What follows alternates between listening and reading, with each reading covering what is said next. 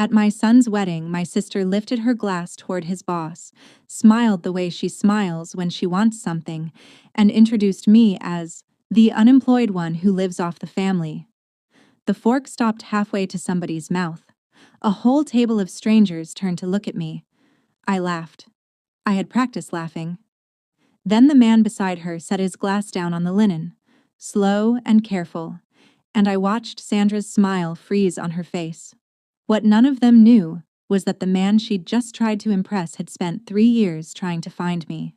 Welcome back to Calm Drama Stories, where we sit with the quiet women nobody counts, the sisters and daughters and mothers, right up until the room finds out exactly who it was talking to. Drop a comment where you're watching from, and be sure to subscribe. My name is Melanie Sinclair, and I am 46 years old. For most of that wedding, I stood at the edge of the reception hall with a glass of wine going warm in my hand. I have gotten good at edges. 3 years ago, I would not have known where the edge of a room even was, because I was always at the center of one, usually at the head of the table, usually the one everyone waited on before they started. I ran strategy for companies whose names you would know. I built the kind of career people write case studies about, and I did it without a wealthy father or a lucky marriage or a soft landing anywhere. Self-made, they used to call me, back when anyone bothered to call me anything at all. Now I was the woman by the coat check, watching my son Ethan laugh with his new wife, and I felt the strange peace of a person who has already lost the thing she was most afraid of losing and survived it anyway. Ethan looked so much like my mother when he smiled. Nobody at that reception knew that. Nobody there had watched me sit by a hospital bed for 2 years, or knew the ledger of everything those 2 years had quietly emptied out of my life. To them, I was Sandra's sister, the one who didn't have a job, the one you were kind to the way you are kind to a stray. I let them think it. I had learned that being underestimated is its own kind of quiet, but underestimation is a loan, not a gift, and somebody always comes to collect. The call came on a Tuesday, a little over 3 years before the wedding, and I remember it because I was standing in a glass conference room 40 floors up when my phone lit with my mother's name. I was days from being named managing partner. I had spent 20 years reaching for that specific door, and it was finally swinging open. I stepped out to take the call, half annoyed, and my mother said the word pancreatic, and then she said the word stage 4. And the 40 floors under me seemed to go very quiet. She was 68. The doctors gave her numbers, and the numbers were small, and I did the only math that mattered to me while I stood in that hallway with the city spread out below like something I no longer cared about. I could keep the door, or I could keep the time. I did not agonize the way people expect you to. I went back into the room, and I told the partners I was withdrawing my name, and I watched 20 years rearrange themselves into something else. Sandra was in a different city then, and I called her that night. My sister said something to me on that call, quick and light, that I did not understand for 3 whole years. When I finally understood it, I understood everything else about her too. But that came much later, at a table with white flowers and a man setting down his glass. That night, I only heard the words and let them go. Here is the thing people get wrong about my sister and me. We were both asked.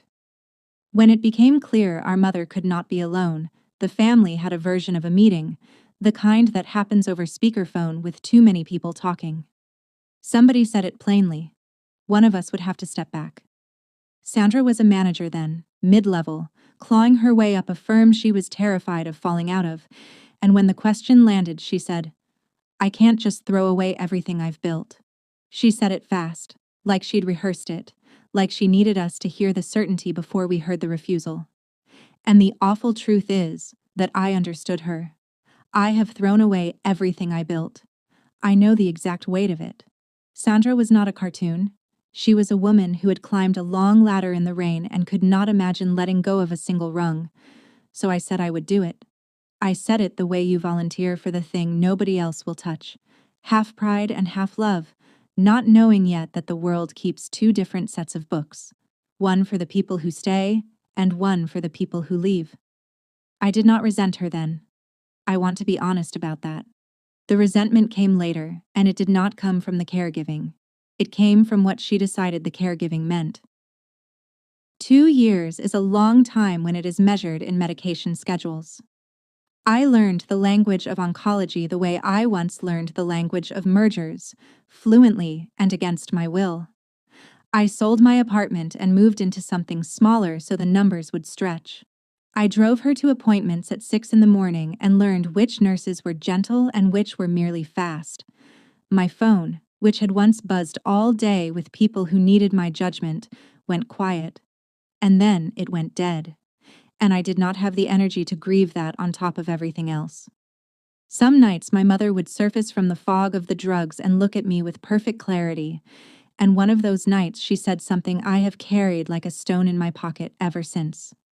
She held my hand and she said, "They'll measure you by the room you're in. Don't you dare measure yourself the same way." I told her she was being dramatic. She told me she was dying and had earned the right. We both laughed, and it was a real laugh, not the practiced kind. That was the last good week. There is a mercy in not knowing which week is the last one until it is already behind you. My mother died in the spring, and something curious happened at her funeral. People began talking about me in the past tense. Not about her, about me.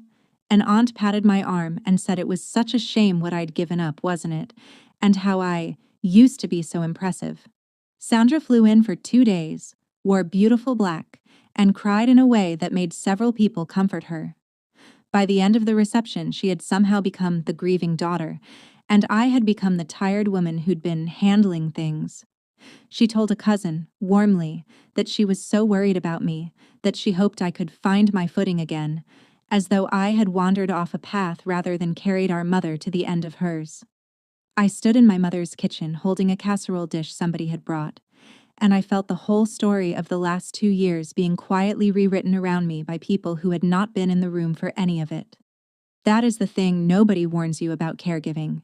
You give up the visible life, and then the people with visible lives get to narrate what your invisible one was worth. Sandra was already building her version, and her version did not have me in it as a hero. It had me in it as a warning. A year passed. I did the paperwork of death, which is its own second job, and I let myself feel nothing much, and slowly I started sleeping again. Then Ethan called with the best news I'd had in years. He was getting married. He'd met Claire, and she was kind and steady and clearly good for him. And when he asked me to be there, my whole chest ached with something that wasn't grief for once. But near the end of that call, my son got quiet. And then he said the thing that told me exactly where I stood now. He said, "Mom, Aunt Sandra's going to be there, and she's got her whole thing about you being between jobs, and can you not, engage with it? For me, it's just one day." He was 24 and terrified of a scene at his own wedding, and I could hear that he loved me and was ashamed of asking in the same breath. I said, "Of course, honey. Of course."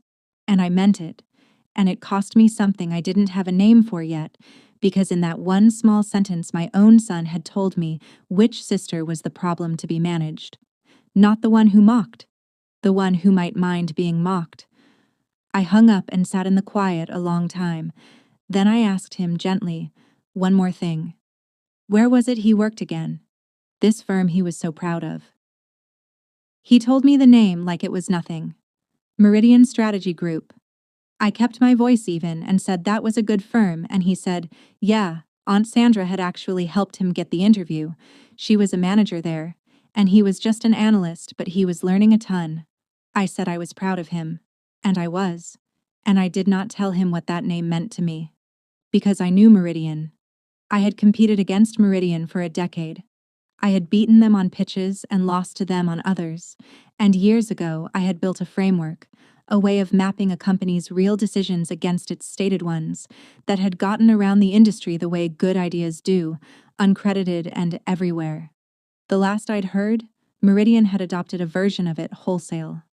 By now, it would just be house knowledge there, the way a tool becomes so ordinary that no one remembers it ever had an author, and Sandra had climbed her whole career standing on top of it without a single reason to know whose name had once been on it, least of all a sister she'd never once thought to ask. My son worked inside the house I used to lay siege to, under my sister, in a world I had ruled and then walked out of, and none of them knew it, because none of them had ever asked me a single real question about who I'd been. I could have told Ethan that night, I want you to understand that I chose not to. Not out of some clever plan. I was just so tired of being the woman explaining that she used to matter. Let them find out or not.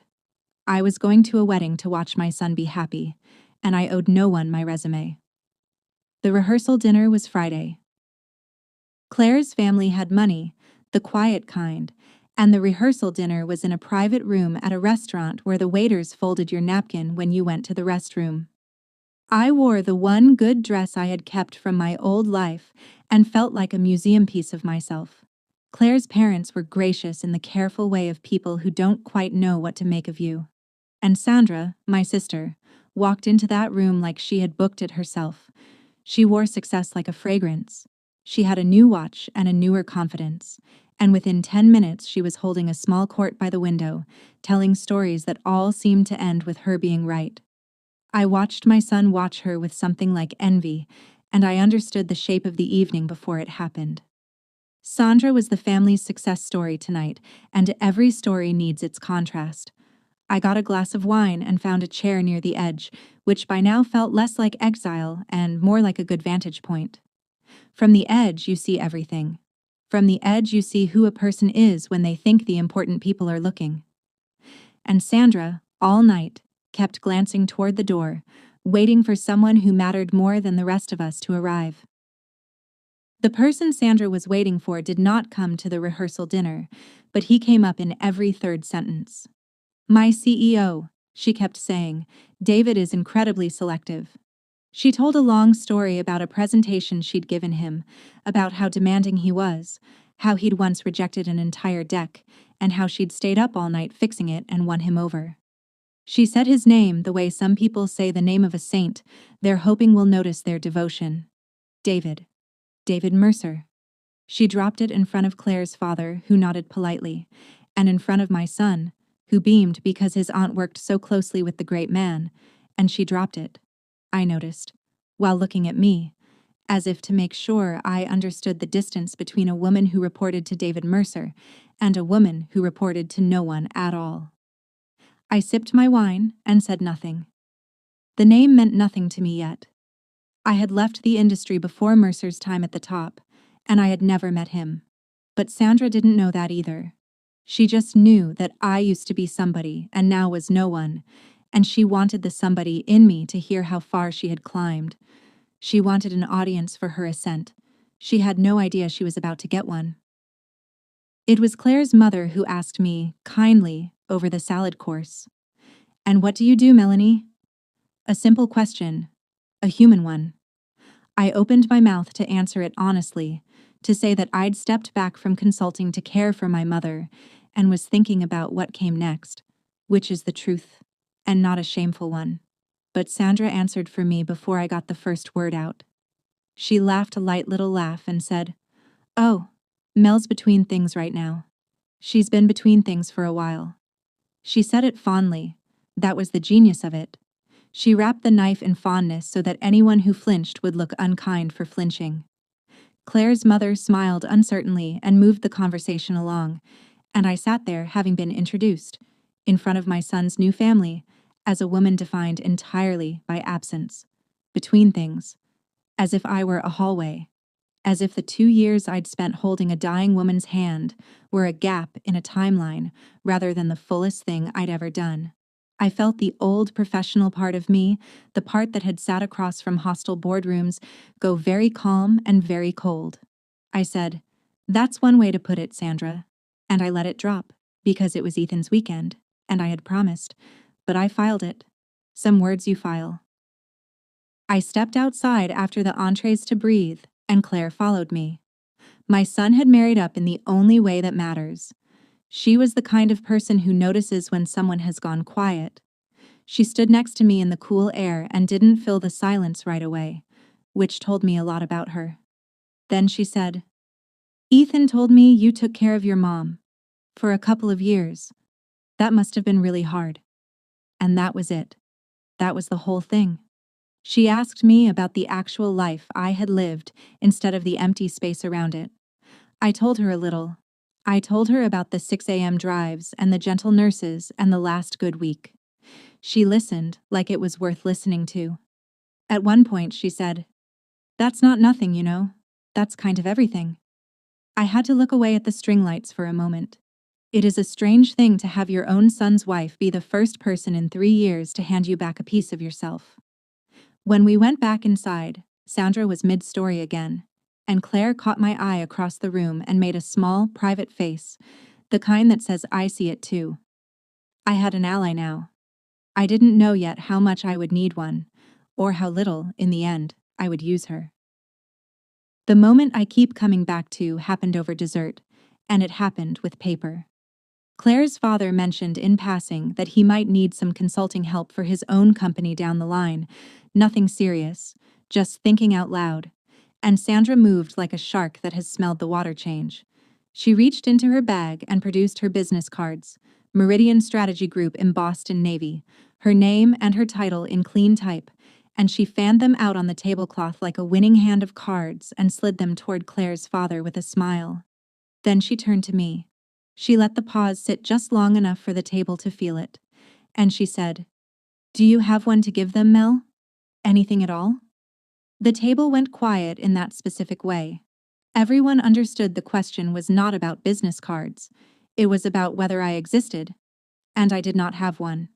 I had left my old cards in a drawer 3 years ago along with the rest of that life, and I had not made new ones because I did not yet know what they would say.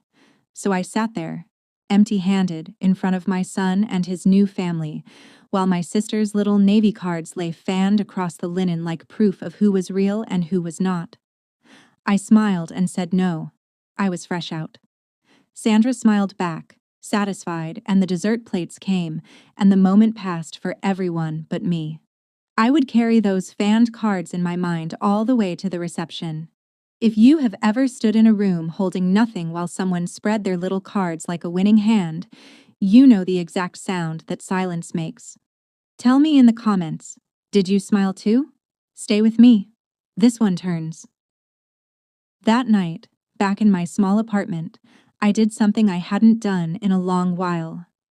I took down a box from the top of the closet. Not documents, not old contracts, nothing I could have waved in Sandra's face. Just a photograph. It was of my mother and me at an industry conference maybe 15 years back, both of us laughing at something outside the frame, me in a badge and a blazer, her having flown in just to watch me give a keynote she didn't understand a word of.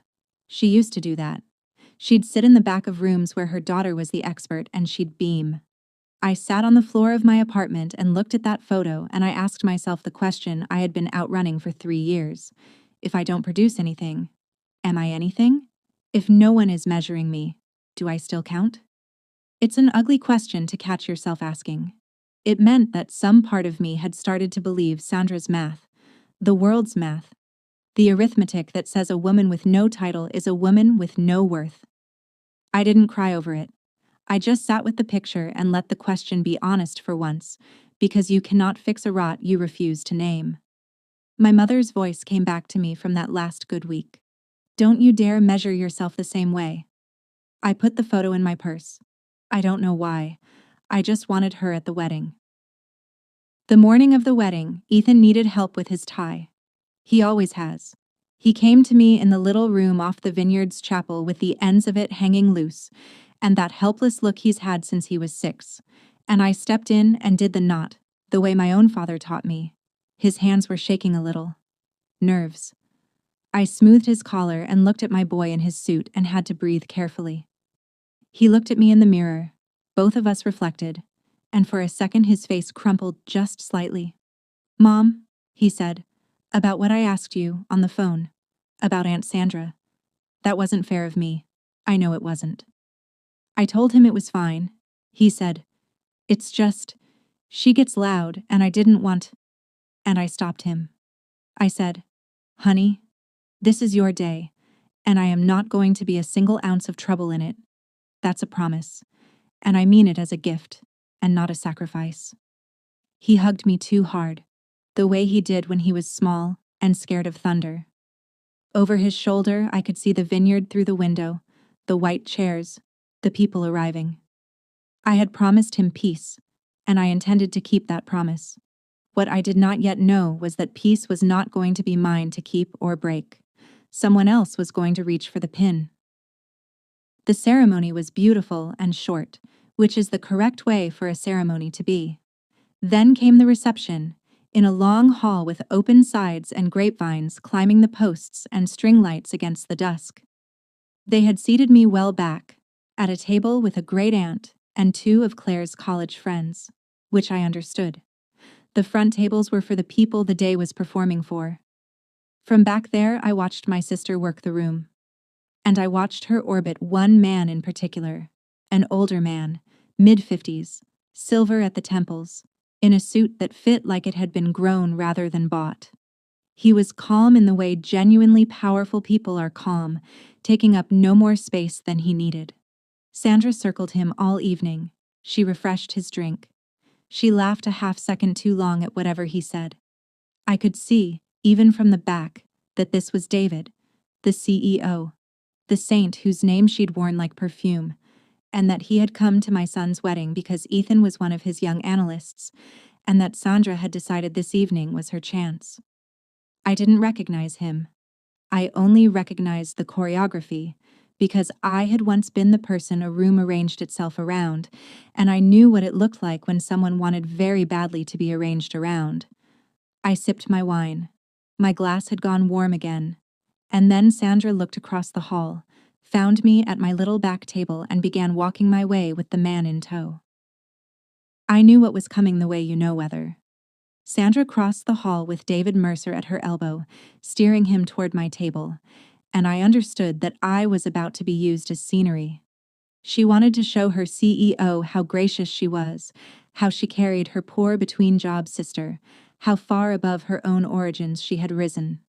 Some people build themselves up. Sandra had only ever learned to build herself up by standing on someone. And tonight, the someone was me, at a wedding, in front of the most important man in her professional world. I set my glass down. I straightened my back the way I used to before walking into a hostile boardroom, an old reflex, muscle memory from a life these people thought I'd never had. Claire, across the room, saw the trajectory and started moving too, though she was too far to matter. My son was near the head table, laughing, unaware, and Sandra arrived at my table glowing, gestured at me with an open hand like a hostess presenting a curiosity, took a breath, and turned to the calm, silver-haired man beside her to make her introduction. I looked up at both of them and waited. There are moments you feel tilt before they fall. This was one.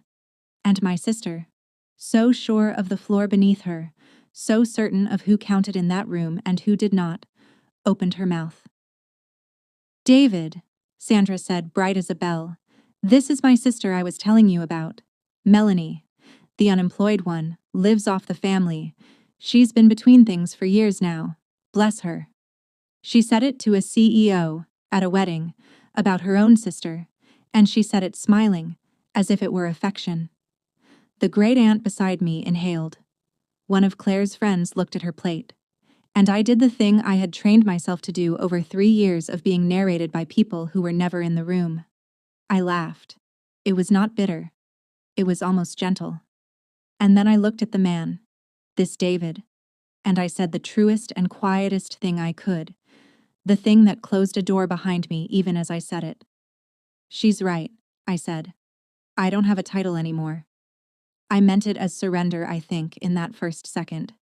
I meant, "You win, Sandra, I'm done fighting this story." But some sentences turn in your mouth as you say them, because the moment the words were out, I felt them stop being an apology. I don't have a title anymore. As if a title had ever been the thing that made me. My mother's voice moved under the words, and across the table, the calm man went very still and set his glass down on the linen, slow and deliberate, and looked at me the way no one had looked at me in 3 years, like I was a person worth focusing on. I'm sorry, the man said to me, ignoring my sister entirely. I don't think we've met properly. What did you say your name was? His voice was courteous and low, and something in it had changed, a note of attention that hadn't been there a moment before. I told him. Melanie, I said. Sandra jumped in to fill the space because Sandra cannot bear a space. Sinclair, she added. She's a Sinclair like me, obviously. And she laughed again, wanting the conversation back on rails she controlled. The man's eyes didn't leave my face. Melanie Sinclair, he repeated slowly, and I watched something surface behind his eyes, some file being pulled from a deep shelf. Not the Melanie Sinclair. Not the one who wrote the decision mapping framework. The great aunt looked confused. Sandra's smile developed a hairline crack, because those were not words she had ever expected to hear attached to the sister she had spent years shrinking. I felt my own pulse in my ears. I said carefully, I wrote a version of it. Yes, a long time ago. And the man, David Mercer, CEO of Meridian Strategy Group, the firm my sister was so afraid of falling out of, exhaled a short, surprised breath, almost a laugh, and shook his head slowly and said, A long time ago. My entire analytics division still runs on your long time ago. The table had gone completely silent now. Sandra's hand found the back of a chair. He told it simply, which somehow made it worse for Sandra. He said that Meridian had adopted my framework across the entire firm years ago, that it was, in his words, the backbone of how they made decisions, and that 3 years back, when he had taken over as CEO, the very first outside hire he had wanted to make was the woman who'd built it. Every recruiting cycle for 3 years, I had my team put your name back at the top of the list and try again, he said. You'd gone quiet, completely off the map. No firm, no board seats, nothing. I assumed you'd been poached by someone who buried you in an NDA or gone to a competitor overseas. He shook his head. I couldn't understand how someone that good just vanishes. I said evenly, My mother got sick. I went to take care of her. She died last year. The words landed in that quiet hall with a weight that even Sandra could not talk over. David Mercer looked at me for a long moment, and then he said, So, while I had a team searching every firm in the country for you, you were where, exactly? And I said, At a hospital, then at a funeral, then figuring out what came next. He nodded slowly, and something in his face had gone from professional interest to something more like respect, and beside him my sister had turned the specific shade of gray that comes when a story you've told for years collapses in a single sentence in front of the one person you most needed it to hold. Now, my sister had a choice in that moment, and I want to be fair to her, because there was a version of this where she recovered gracefully. She could have said, Of course, I'm so proud of my sister. Look at what she stepped away from. She could have let the truth reframe her into the family member of someone remarkable. But Sandra had spent so many years needing me to be small that she could not stop reaching for the shears even as the ground gave way. She let out a nervous laugh and said, Well, I mean, that was ages ago, David. She's not really in the industry anymore. She's been out for years. You know how it is. The field moves on. She said it to diminish me, reflexively, the way you might swat at a wasp. But she said it to her CEO, about a woman he had just called the backbone of his firm, at a wedding, having just introduced that same woman as an unemployed loser who lived off the family. And I watched David Mercer turn his head slowly and look at my sister. Really look at her. The way you look at a document you are reading for the second time and catching what you missed. The warmth left his face, not into anger, into something colder and more final. He set down the drink she had so carefully refreshed all night, and the whole hall seemed to hold its breath, forks suspended, the string lights humming, everyone at the nearby tables now openly watching. Sandra, David Mercer said, and his voice was quiet, so quiet that people leaned in without meaning to.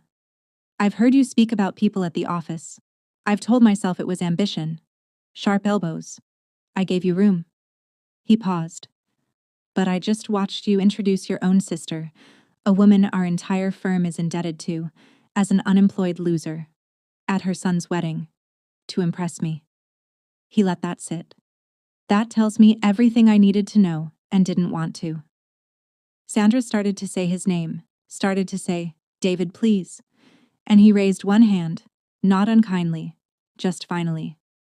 "This isn't the place, and I won't make it one. But HR will be in touch first thing Monday, and I think you already know why." He said it the way you'd note the time. No shouting, no scene. The most powerful man in the room had simply, calmly ended her, and he had done it not because I was brilliant, but because she was cruel. And there is a difference. And everyone at that table felt the difference. Sandra made a sound I'd never heard from her, small and airless. And here is what surprised me. I did not feel the rush I might have imagined, the hot, bright flood of vindication. I looked at my sister's face going to pieces in front of Claire's family and my son, and what moved through me was something heavier and stranger. Because a single quiet sentence had just unmade a woman who thought a title made her untouchable. And I realized, watching her, that I did not actually want her unmade. I wanted something else, and I hadn't found the words for it yet. The table erupted quietly, the way tables do at weddings, whispers and shifting chairs and someone hurrying to find Ethan. My son appeared at the edge of it, wide-eyed, looking between his aunt and his mother and his boss, trying to understand how his wedding had turned into this. Claire reached me first. She came around the table and stood beside my chair, one hand light on my shoulder, a young woman planting herself next to the family member everyone else had spent years treating as furniture, and I will love her for that until I die. And Sandra, my sister, sat down heavily in the nearest chair as if her legs had simply quit.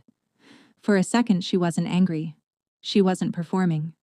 She looked at me across the wreckage of her own making, and something naked crossed her face, and she said, almost to herself, "You were always the one they remembered." It came out of her like something she'd been holding underwater for 40 years. You were always the one they remembered. And in that one sentence, I finally understood the thing she'd said on the phone 3 years ago, the thing I hadn't been able to parse. She hadn't refused to care for our mother because she was heartless. She'd refused because she was terrified that if she stepped out of her lit room for even a moment, the world would forget she was there at all. The way she believed it had always defaulted to noticing me. Her cruelty was not strength. It was a woman clutching a rung in the rain, certain that letting go meant vanishing. I stood up. Everyone expected me to say something to Sandra, I think, some final line to close the account she'd kept against me for so long. I didn't. I walked over to David Mercer instead, and I asked if I could have a word, and we stepped a little apart from the table, near a post wrapped in grapevine and lights. Up close, he was even calmer, a man used to rooms rearranging around him. "That was remarkable," he started to say. "What you built, and I owe you an—" And I stopped him gently. "Mr. Mercer," I said, "I need to ask you something, and it's going to sound strange." He waited. I said, "Don't fire my sister because of me." He tilted his head. I said, "If she's crossed a line your firm draws, that's your business, and you should do what your business requires. But I need to know it wasn't a gift to me. I have spent 3 years being defined by other people, and I am not going to start my next chapter by having a woman destroyed on my behalf. That's not a win I want to own." He studied me for a long moment, the way you study something you weren't expecting to find. And I realized as I said it that I was no longer talking only about Sandra. I was drawing a line about the entire way I would let the world hand me things from now on, whether insult or reward, and I meant to be the one holding the pen. My whole body felt very quiet. I had just started to become someone I hadn't met yet. David Mercer was quiet for a moment, and then he smiled. A real one. The first I'd seen from him. "You're exactly the person I spent 3 years looking for," he said. "And now I understand why I couldn't find you. People like you don't leave a trail. You leave a legacy and walk off." Then he became businesslike, and he made his pitch. And it was a serious one. He wanted me at Meridian. Not a consulting engagement, a leadership role, a seat at the very top, running strategy for the whole firm. He named a salary, and the number was large enough that the great aunt, still eavesdropping, made a small noise. He said Meridian would announce it however I wanted, that he would personally make sure the industry knew Melanie Sinclair was back, that the record would be corrected in a single press release. He would restore, in an afternoon, everything the last 3 years had quietly taken. And then, to seal it, he reached into his jacket, took out one of his own business cards, heavy stock, his name and his title, and set it down on the little cocktail table between us, right there where I could take it. A card. After a whole weekend of not having one to give, a man was placing the best card in the room in front of me, offering to make me real again on his terms. I looked down at it, and I felt the entire evening, the entire 3 years, narrow to that one small rectangle of paper and the choice it was asking me to make. I want to tell you I didn't consider it. That would be a lie, and this story has had enough of those. I considered it hard. Everything in me that had gone hungry for 3 years leaned toward that card. Take it, that part said. Take the title, take the salary, take the press release, walk back into your old life vindicated. Let the whole industry that watched you vanish watch you return in triumph. Let Sandra read about it. It was, by every measure I had used for 20 years, the win. It was the door I'd walked away from swinging open a second time, and this time no one was dying. This time I could just say yes. And Claire's father would get his consultant, and my son would have a mother with a title again, and the great aunt would revise her past tense sentences. Everything I had wanted at the start of that weekend was sitting on a cocktail table in a heavy little rectangle, but wanting a thing and needing it are two different accounts, and my mother had taught me to read a balance sheet. Because if I took that card, I would once again be a woman whose worth arrived from the outside, granted by a powerful man, printed on stock I did not choose, restored on someone else's letterhead. I would be real again the exact way Sandra measured real. I would win her game. And a person who wins the other person's game has still agreed to play it. I looked at the card, and I heard my mother, clear as the last good week. They'll measure you by the room you're in. Don't you dare measure yourself the same way. I understood, finally and completely, what she had been trying to hand me. Here is what those 2 years by a hospital bed had actually taught me, though it took a business card on a wedding table for me to finally read it. I had spent my whole life believing my value was the value I produced for other people. Build the framework, close the deal, run the room, and you are worth the applause you generate. Stop producing, and you are between things. That was the arithmetic. And it was the same arithmetic Sandra lived by, the same one that made her refuse our mother, the same one that had her clutching her Navy cards like a life raft, the same one that had almost convinced me, on the floor of my apartment with an old photograph, that a woman with no title was a woman with no worth. But I had done the most valuable thing I would ever do in a room with no applause in it at all. I had sat with my dying mother through 2 years no one clapped for, no one credited, no one put on a resume, and it had not been a gap. It had been the fullest, truest work of my life. The world had called those years empty. The world was wrong, and I had almost believed the world over my own hands. My mother had seen it coming. Don't you dare measure yourself the same way. She wasn't telling me to build a bigger room than Sandra. She was telling me to stop letting the room do the measuring at all. I looked up from the card and I looked at David Mercer. And for the first time in 3 years I knew, all the way down, exactly what I was worth, and that it had never once been printed on anything. I picked up David Mercer's card. I held it for a moment so he would know I understood exactly what I was refusing, and then I set it back down and slid it, gently, across the little table, back to him. "Thank you," I said, and I meant it with my whole chest. "You have no idea what it means that you remembered. You saw me when my own family had decided I was a cautionary tale. I will carry that." He waited because good negotiators know when something else is coming. I said, But I'm not going to take the seat. And it isn't pride. I chose the words carefully, the way I once chose them for boardrooms, except now they were only for me. You offered to restore me, to correct the record, put me back where I belonged. But I didn't lose myself out there, David. I didn't get lost. This room just forgot how to see, and that was never my failing to fix by taking a better chair. I don't need to be restored. I need to build my own table, and I'd like it to be one where the first question isn't what's your title, it's who did you take care of? He was quiet for a long moment. Then David Mercer, CEO of Meridian Strategy Group, did something I will always respect him for.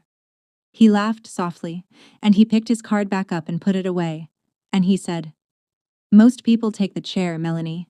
In 30 years, you're the first one I've offered it to, who'd rather build the room." He put out his hand. "Then I'll be your first client. And don't fire your sister, Melanie," you said. I heard you. What I'm going to do about Sandra, I'm doing for my firm, not for you. Exactly as you asked. That distinction is yours. I shook his hand. I had walked into that reception with nothing to give anyone, and I was walking out having turned down everything, and I had never in my life felt richer. I went to find my son. Ethan was standing near the cake with Claire, looking like a boy whose beautiful day had cracked down the middle, and when he saw me, his face asked 100 questions at once. I took both his hands. I told him his wedding was still perfect, that nothing that had happened at that table was his to carry, and that his mother was more all right than she had been in 3 years, which was true. He asked quietly, if it was awful, what he'd walked into. I said, "No, honey." I said, "I think it was the opposite of awful. I think it was the night your mother got herself back." Claire hugged me, and over her shoulder I looked across the hall to where Sandra sat alone at the emptied table, her Navy cards nowhere in sight, staring at nothing. I did not go to her. There was no repairing it that night, maybe not any night, and I had made my peace with that. But I caught her eye across the room, and I did not gloat, and I did not glare. I gave her one small nod. Not forgiveness, exactly. Acknowledgement. Two sisters raised in the same house by the same rules about who gets to matter, and only one of us had just walked free of them. She looked away first. Then I turned back to my son and his wife, took a glass of something, and let the wedding be a wedding again for whatever was left of the night. Later, when the dancing had started and no one needed me, I stepped out of the hall and stood in the vineyard dark for a while, listening to the music leak out behind me. I had my mother's photograph in my purse.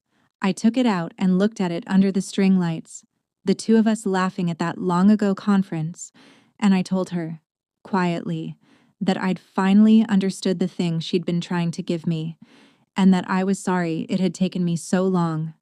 3 years I had walked out of rooms feeling myself grow smaller in the doorway, feeling the invisible arithmetic subtract me a little more each time.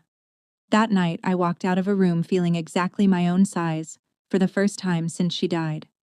I had no title. I had no card. I had turned down a fortune and a throne, and I stood in the dark holding a photograph of a dead woman, and I was not between things. I was, finally, at the start of my own thing. The music played, the lights swayed, and somewhere behind me my son was dancing with his wife, and my sister was gathering her coat to go, and the world had not changed at all, still measuring everyone by the rooms they stood in.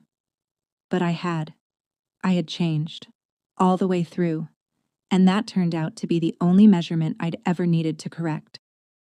That was a little over a year ago. Here is what became of everyone, since I know you'll want to know. I built the table I told David about. Sinclair's strategy is small, deliberately, 3 people and a handful of clients. And David Mercer was true to his word and became the first of them, which opened doors I didn't have to knock on twice. It is not an empire, and I don't want one. I've done the version of my life that chases the biggest room, and I'm not going back. The firm is enough. It is mine, and it measures the right things. Sandra left Meridian that Monday. The industry is small and people talk, and the story of what she'd done followed her for a while, and she landed eventually at a lesser firm in another city, a rung lower, still clutching. We are not close. I've stopped pretending we will be. Some breaks don't heal into something stronger. They just heal enough to stop bleeding, and you learn to live with the scar and the distance. The world's arithmetic didn't change either. It still worships the title and calls the caregiver's years a gap. I couldn't fix that, and I've stopped trying to. But Ethan and Claire come for dinner now, often, and Claire is pregnant, and my son hugs me like a man who knows exactly what his mother is worth. That's the fallout. Smaller than a fairy tale, truer than one. It turns out the 3 years I'd been taught to call a gap were the fullest thing I ever did. And a person's worth was never once the sort of thing that fits on a card you can fan across a table. Last week, I interviewed a woman for my firm who'd been out of work 3 years caring for her father. Her hands shook when she got to the gap on her resume, braced for the usual question. I didn't ask about the gap. I asked her to tell me about her dad. She started to cry, and then she started to talk, and I knew I'd hire her before she finished. A card, a laugh, a quiet man setting down his glass. If there's a quiet woman in your life holding more than the room can see, tell her today. Subscribe to Calm Drama Stories, and I'll see you in the next one.